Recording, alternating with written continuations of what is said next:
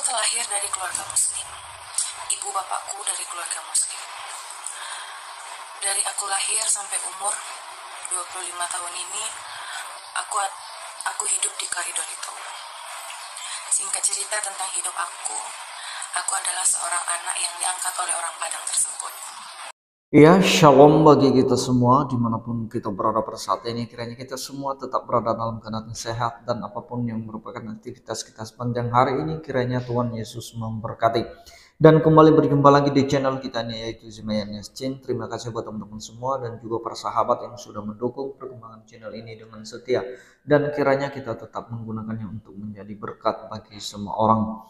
Nah teman-teman, pada video kali ini saya membagikan kepada kita semua satu kesaksian yang sungguh luar biasa dari seorang wanita yang berlatar belakang agama muslim, di mana dia berasal dari Minang atau dari Padang. Dan menurut kesaksiannya bahwa ketika dia percaya kepada Yesus, dia mendapatkan damai sejahtera yang dia tidak pernah dapatkan di agamanya sebelumnya. Nah teman-teman, sebelumnya mari kita simak videonya yang berikut ini. Di kesempatan kali ini, aku ingin berbagi cerita tentang awal aku jumpa dengan Tuhan Yesus Kristus. Dan tentang hidup yang aku jalani selama 24 tahun.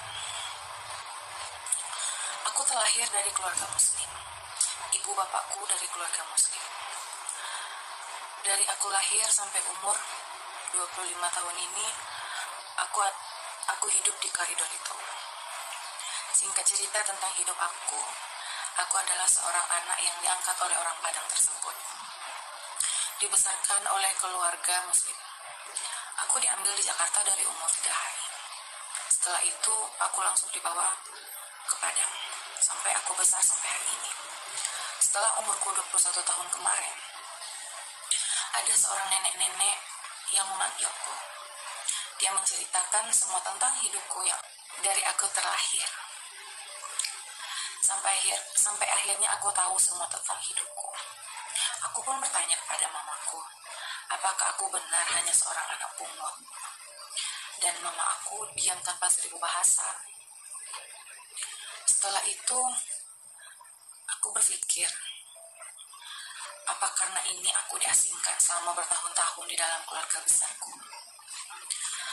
Sampai akhirnya, aku memilih untuk merantau. Setelah aku merantau, aku ketemu sama mantan suamiku. Sekian lama kami berpacaran, kami memutuskan untuk menikah. Dan aku pun membawa dia ke kampungku untuk menemui mama untuk meminta doa.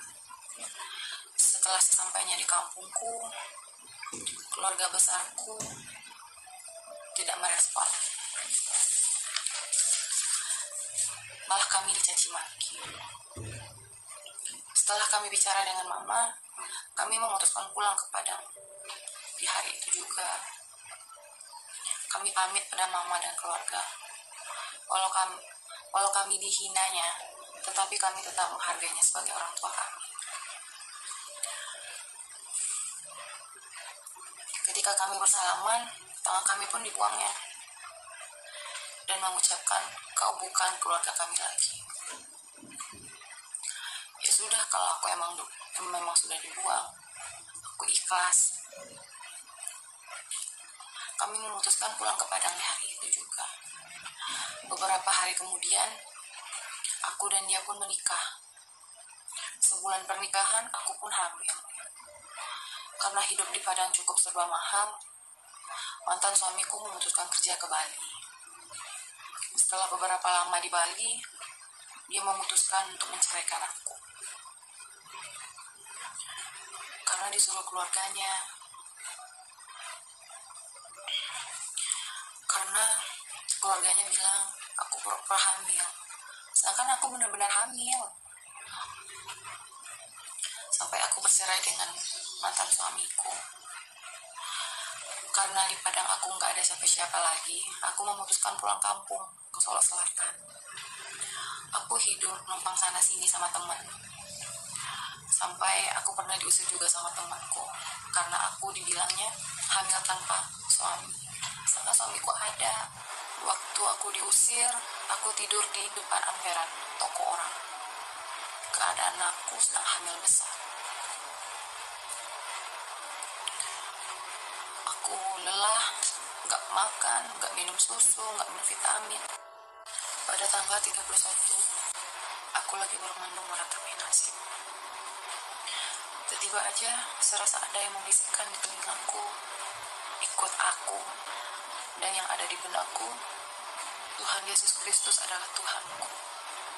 Tanpa berpikir panjang, setelah aku mengenal Tuhan Yesus, hidupku damai, tenang, tentram, dan aku selalu merasakan kebahagiaan. Yang biasanya aku menangis setiap malam, setiap detik mengingat semua masalah yang aku jalani. Tapi setelah aku mengenal Tuhan Yesus Kristus, aku begitu bahagia. Hidupku serasa tenang, tanpa ada beban, tanpa ada masalah. Sedangkan aku dituduh orang yang enggak. Sedangkan aku tidak melakukannya. Pas di tanggal 31, serasa ada yang membisikkan kepadaku, ikut aku. Tanpa berpikir panjang, aku langsung, Tuhanku Yesus Kristus, tanpa berpikir panjang. Dan aku mengucapkan, Tuhan, kalau memang aku berada di jalan-Mu, berikan aku bahagia. Berikan aku kebahagiaan di dunia-Mu. Hanya aku sedih untuk bercerita semuanya tentang kehidupan aku. Aku juga malu. Tapi apalah daya, semua. Tapi sekarang, hidupku merasa lebih berwarna lagi dari sebelumnya. Yang kemarin-kemarin tak pernah aku merasakan sebahagia ini, setenang ini jiwaku, setentram ini hidup. Setelah aku mengenal Yesus Kristus, Tuhanku Yesus Kristus. Terima kasih Tuhan, Kau telah memanggilku.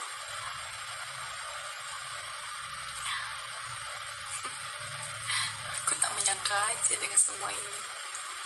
Dengan secara tiba-tiba, Tuhan Yesus memanggilku. Dia ingin aku bahagia. Dia ingin melihat aku tersenyum kembali di dunia ini. Begitu banyak keterpurukan yang aku jalani selama ini.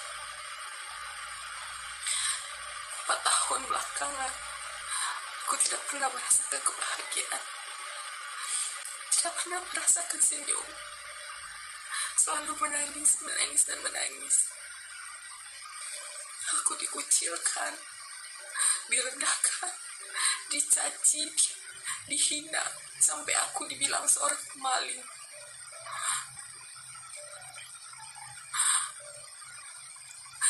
Sedangkan di waktu itu aku punya Tuhanku, tapi Dia tidak membela aku sama sekali. Tapi ya sudahlah, ini semua emang udah jalanku. Tapi aku yakin, di saat aku bersama Tuhan Yesus Kristus, aku yakin berlimpah kebahagiaan yang Tuhan berikan kepadaku. Aku yakin hidupku diberkati Tuhan.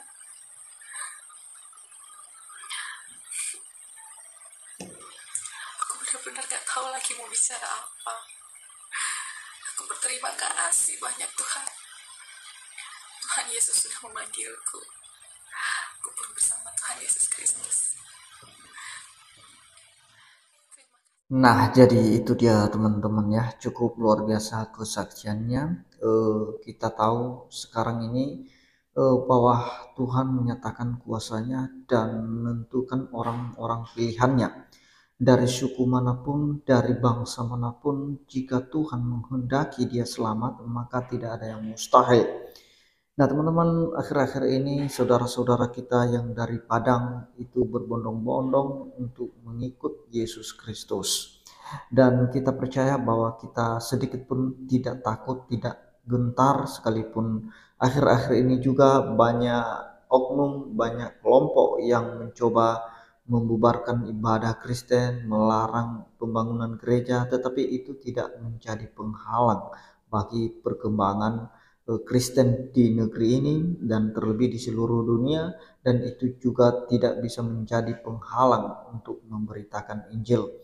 Nah, itu sungguh luar biasa, dan bahkan Tuhan sudah menjanjikan dalam firman-Nya, Roma 8 ayat 29, teman-teman bisa kita baca. Di situ dikatakan, sebab semua orang yang dipilihnya dari semula, mereka juga ditentukannya dari semula untuk menjadi serupa dengan gambaran anaknya, supaya ia, anaknya itu, menjadi yang sulung di antara banyak saudara. Dan mereka yang ditentukannya dari semula, mereka itu juga dipanggilnya. Dan mereka yang dipanggilnya, mereka itu juga dibenarkannya. Dan mereka yang dibenarkannya, mereka itu juga dimuliakannya. Nah teman-teman, bahwa dari sejak kita ada di dalam kandungan saja, Tuhan sudah mengetahui dan memilih kita, menentukan kita, menguduskan kita. Seperti firman Allah kepada Yeremia, waktu dalam kandungan saja Tuhan sudah mengetahui dia siapa, dan Tuhan sudah memilih dia sejak dalam kandungan, memilih untuk diselamatkan, memilih untuk menjadi pemberita tentang kuasa Allah. Dan kemudian teman-teman, di dalam Yohanes 1 ayat 12 di situ dikatakan, tetapi semua orang yang menerimanya diberinya kuasa supaya menjadi anak-anak Allah, yaitu mereka yang percaya dalam namanya. Nah, di situ dikatakan teman-teman, semua orang yang menerima Yesus Kristus, yang percaya kepada Kristus, itu akan diberi kuasa. Kuasa yang dimaksud di situ adalah exousia, hak untuk menjadi seorang anak. Dan itu mereka yang percaya dalam namanya itu ditetapkan sebagai anak yang mendapatkan warisan hak kerajaan Allah itu. Nah itu dia teman-teman, demikian yang saya sampaikan. Kiranya kita bangga menjadi anak-anak Allah. Kita mempunyai hak untuk menjadi anak Allah, mempunyai hak untuk mendapatkan hak kerajaan surga atau warisan kerajaan surga. Dan dimana ketika kita sudah menjadi anak, pasti kita akan layak masuk ke dalam kerajaan Allah. Demikian yang saya sampaikan, kiranya Tuhan Yesus memberkati kita semua. Shalom.